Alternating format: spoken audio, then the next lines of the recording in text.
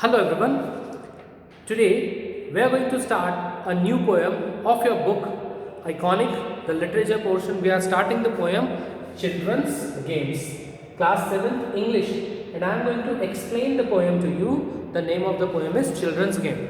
Okay, this poem is a bit different, but you can understand it very easily because it's related with children. Okay, so we will go through. There are actually 3 poems based on 3 pictures, 3 paintings. Okay, so if we are going to read the first poem, the first part of the poem, then we are basically talking about the first painting. When we are going through the second poem or the second part of the poem, then we are basically talking about the second painting.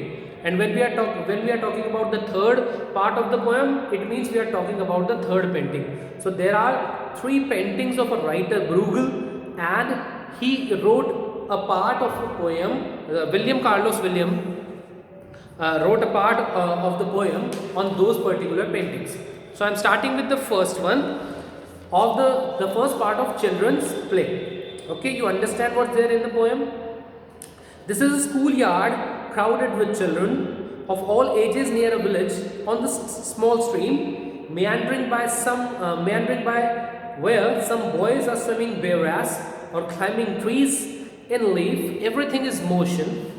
Elder women are looking after the small fry. A play wedding, a christening nearby. One leans hollering into an empty hedgehog. Okay, so ये जो पहला part है इस poem का, ये एक painting, एक scene को बताता है जो कि एक स्कूल यार्ड का है, स्कूल का प्लेग्राउंड या स्कूल के बाहर का एरिया जहां बच्चे खेलते हैं. एक नॉर्मली एक स्कूल जो होगा उसके बाहर बच्चे खेलेंगे, है ना. तो वहां का ये सीन है. It was crowded with children of all ages near a village on small stream. और वो सब जो है उस एरिया में जो है सभी एज के बच्चे खेल रहे थे. देवर लाइक सर्कुलर मोशन में और इधर उधर दौड़ना एंड करना. That was everything happening all out there, है ना. सभी चीज़ें वहाँ पर हो रही थी.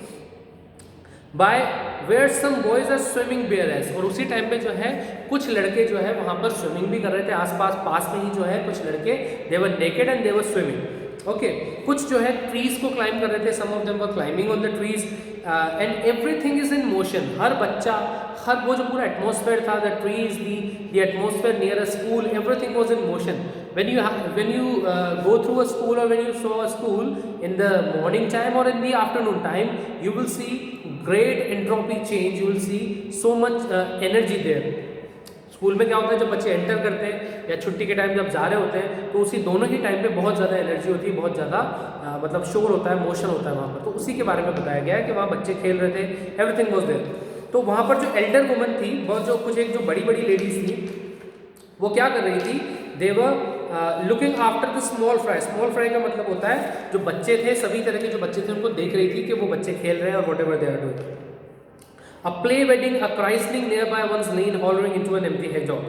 तो एक तरह का ऐसा लग रहा था जैसे कोई सेरेमनी चल रही हो किसी बच्चे के शावर की, और एक बहुत ही पॉजिटिव सा एनवायरनमेंट जो है उस पूरे एरिया में था. उसी के बारे में ये सब बताया गया. So this was the first painting or the first picture, and the poem is the first part of the poem is based on that particular incident. Okay, now we are heading towards the second one. तो second part क्या बता रहा है, ये भी बच्चों का ही है. बच्चों, स्कूल के बच्चे हैं.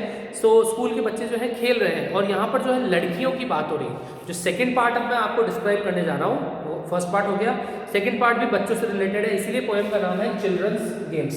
ओके, तो इसमें जो है लड़कियाँ खेल रही है. अब वो क्या खेल रही है, the little girls whirling their skirts about until they stand out flat top pine wheels.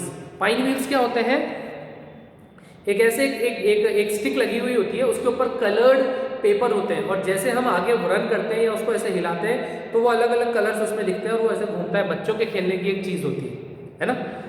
तो पहले तो राइटर पोएट हमें बता रहा है कि लड़कियां जो है they were moving their skirts and they are running, है ना. वो दौड़ रही है, खेल रही है, और उनकी स्कर्ट्स को ऐसे ऐसे राउंड राउंड मूव कर रही है, और उनके हाथ में पाइन व्हील्स भी है. पाइन व्हील्स को लेके वो चल रही है.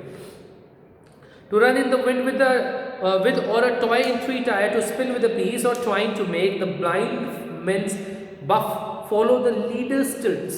और वहाँ पर जो है वो ब्लाइंड मैन्स बफ भी खेल रही है। ब्लाइंड मैन्स बफ का मतलब है हिंदी में जिसको हम हाइड एंड सीक या छुपन छुपाई बोलते हैं, उस तरह का एक गेम जो है वो लोग वहाँ पर खेल रहे हैं, ठीक है। जिसमें जहाँ पर एक लड़के या एक लड़की को जो है ब्लाइंड फोल्ड कर दिया जाता है और वो बाकी चीज़ों को जो है वो पता लगाने की कोशिश करता है, व्हाट इज देयर और हु इज देयर, इस तरह का है ना। High and low tipcat jacks, bows hanging on the knees and standing on their head, and gauntlet a dozen of their backs feet towards kicking, through which a boy must pass, a roll, a hoop, or a construction made of bricks some masons has abandoned. Abandoned का मतलब होता है छोड़ा हुआ, left over, है ना। और hoop का मतलब होता है hula hoop टाइप की रिंग होती है, a large metal और प्लास्टिक रिंग, एक प्लास्टिक या मेटल की रिंग होती है जिससे बच्चे खेलते हैं, है ना। कभी कभी उसको अपने वेस्ट पोर्शन में लेके ऐसे वो रोल करते हैं, चलाते हैं। तो इस तरह के सभी तरह के गेम्स जो है वहाँ पर वो लड़कियाँ खेल रही है, ऐसा इस पोएम के अंदर बताया गया है। क्लियर। और लास्ट में बताया गया है कि वो कुछ कंस्ट्रक्शन है, उसको भी जो है ऐसा लग रहा है कि उसके साथ भी वो खेलना चाह रही है, और ऐसा लग रहा है जैसे वो किसी ने छोड़ दिया है उस कंस्ट्रक्शन को, किसी वर्कर ने बना के उस कंस्ट्रक्शन को छोड़ दिया है ना। तो पाइन व्हील्स का गेम, ब्लाइंड फोल्ड वाला गेम और हुप का गेम, ये सब गेम्स जो है वहाँ पर लड़कियाँ खेल रही है, जो इस सेकेंड पार्ट में एक पेंटिंग में बताया। Now the third part of the painting, that was the desperate toys of children, their imagination equilibrium, and rocks which are to be found everywhere, and games to drag the other down blindfold to make use of swinging weight with which at random to bash in the heads about them. Bruegel saw it all and with his grim humor faithfully recorded it. तो बता रहा है कि ये जो एक scene है ये भी एक स्कूल के एक रूम का सीन है, या एक ऐसी जगह के रूम का सीन है जहाँ पर बच्चे हैं, है ना।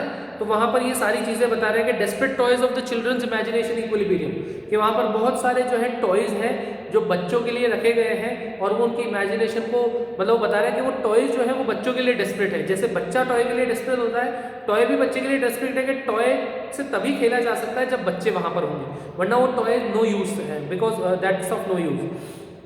सो उसके बारे में बता रहा है, और उसके बाद वहाँ पर जो रैंडमली जो चीज़ें इधर उधर बिखरी हुई है उन सबको वो एक्सप्लेन कर रहा है, और लास्ट में वो बोलता है कि ब्रूगल सॉ इट ऑल, ब्रूगल ने ये सारी चीज़ें देखी है। उसके बाद ब्रूगल ने जो है, ब्रूगल इज अ पेंटर, एक पेंटर है ब्रूगल, एक स्वीडिश पेंटर है, उसके बारे में बताया कि उसके बाद उन्होंने एक एक्सट्रीम ह्यूमर को रिकॉर्ड किया है। ये सारी चीज़ें, ये जो पूरा इमोशन, ये जो पूरी पिक्चराइजेशन है, इसको उन्होंने पेंटिंग में बताया है, और उसके बाद उन्होंने इसको रिकॉर्ड किया है। Okay, so in the first stanza और in the first part it was described that it was a scene of a schoolyard where the boys and all the students were playing and a few elder women were watching them. Okay, in the second stanza or in the second poem we can say the girls are playing, they are playing like the games of hoop, they are playing like game of blind man's off, they are playing like they are playing with a you can say with a pine wheel. So all these things are there with the girls. And in the third stanza it is a scene of a room where the room is filled with toys and it's waiting for the children to come there. Okay, and Bruegel made paintings related with all these scenes. Okay, and the poem was written by William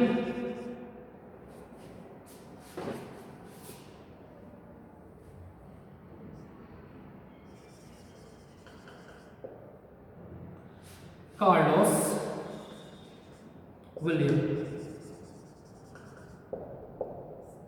Okay, so we have seen the complete explanation of the poem by William Carlos Williams, Children's Game. What you have to do is to read the poem and go through the video, then you will be able to understand it. I hope आपको समझ में आया होगा.